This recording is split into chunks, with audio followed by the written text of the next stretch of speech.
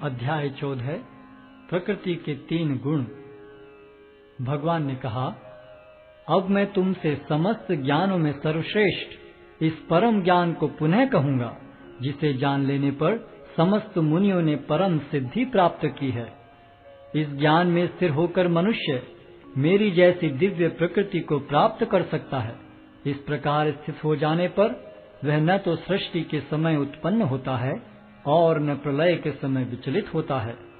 हे भरत पुत्र, ब्रह्म नामक समग्र भौतिक वस्तु जन्म का स्रोत है और मैं इसी ब्रह्म को गर्भस्थ करता हूँ, जिससे समस्त जीवों का जन्म संभव होता है।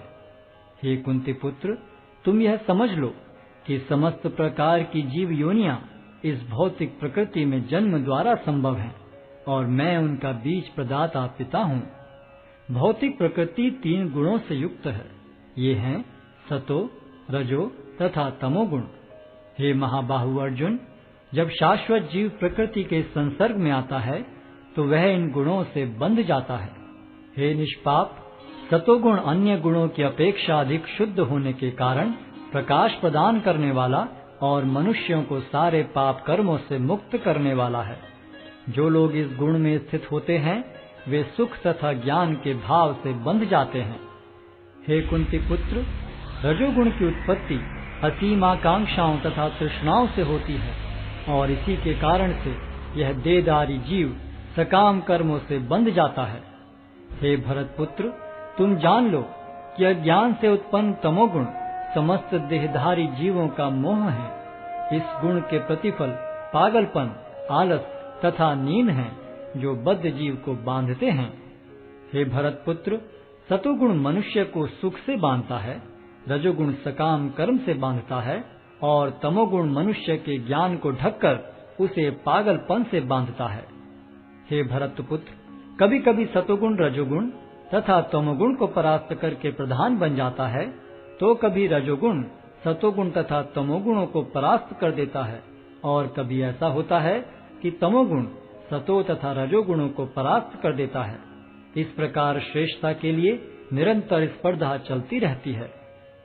सतोगुण की अभिव्यक्ति को तभी अनुभव किया जा सकता है जब शरीर के सारे द्वार ज्ञान के प्रकाश से प्रकाशित होते हैं। हे भरत वंशियों में प्रमुख, जब रजोगुण में वृद्धि हो जाती है तो अत्यधिक आसक्ति, सकाम कर्म, गहन उद्यम तथा अनियंत्रित इच्छा एवं लालसा के लक्षण प्रकट होते हैं। जब तमोगुण में वृद्धि हो जाती है तो हे कुरुपुत्र, अंधेरा, जड़ता, प्रमत्तता तथा मोह का प्राकट्य होता है। जब कोई सतोगुण में मरता है तो उसे महर्षियों के विशुद्ध उच्चतर लोकों की प्राप्ति होती है। जब कोई रजोगुण में मरता है तो वह सकाम कर्मियों के बीच में जन्म ग्रहण करता है और जब कोई तमोगुण में मरता है तो वह पशु योनि में जन्म धारण करता है।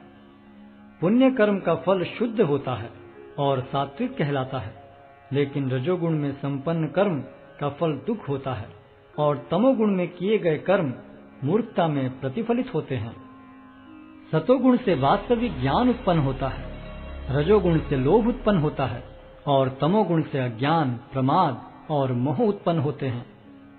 सतोगुणी व्यक्ति क्रमशः उच्च लोकों को ऊपर जाते हैं, रजोगुणी इसी पृथ्वीलोक में रह जाते हैं और जो अत्यंत गर्हित तमोगुण में स्थित हैं वे नीचे नरक लोकों को जाते हैं।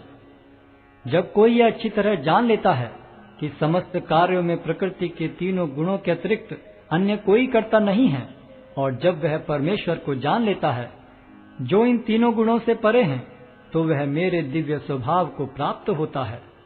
जब देहधारी जीव भौतिक शरीर से संबद्ध इन 3 गुणों को लांघने में समर्थ होता है तो वह जन्म, मृत्यु, बुढ़ापा तथा उनके कष्टों से मुक्त हो सकता है और इसी जीवन में अमृत का भोग कर सकता है। अर्जुन ने पूछा, हे भगवान, जो इन 3 गुणों से परे हैं वह किन लक्षणों के द्वारा जाना जाता है? उसका आचरण कैसा होता है और वह प्रकृति के गुणों को किस प्रकार लांघता है? भगवान ने कहा, हे पांडुपुत्र, जो प्रकाश, आसक्ति तथा मोह के उपस्थित होने पर न तो उनसे घृणा करता है और न लुप्त हो जाने पर उनकी इच्छा करता है, जो भौतिक गुणों की इन समस्त प्रतिक्रियाओं से निश्चल तथा विचलित रहता है और यह जानकर कि केवल गुण ही क्रियाशील हैं, उदासीन तथा दिव्य बना रहता है, जो अपने आप में स्थित है और सुख तथा दुख को एक समान मानता है, जो मिट्टी के ढेले, पत्थर एवं स्वर्ण के टुकड़े को समान दृष्टि से देखता है, जो अनुकूल तथा प्रतिकूल के प्रति समान बना रहता है, जो धीर है और प्रशंसा तथा बुराई, मान तथा अपमान में समान भाव से रहता है, जो शत्रु तथा मित्र के साथ समान व्यवहार करता है और जिसने सारे भौतिक कार्यों का परित्याग कर दिया है, ऐसे व्यक्ति को प्रकृति के गुणों से अतीत कहते हैं। जो समस्त परिस्थितियों में अविचलित भाव से पूर्ण भक्ति में प्रवृत्त होता है, वह तुरंत ही प्रकृति के गुणों को लांघ जाता है और इस प्रकार ब्रह्म के स्तर तक पहुंच जाता है। और मैं ही उस निराकार ब्रह्म का आश्रय हूँ, जो अमर्त्य, अविनाशी तथा शाश्वत है और चरम सुख का स्वाभाविक पद है।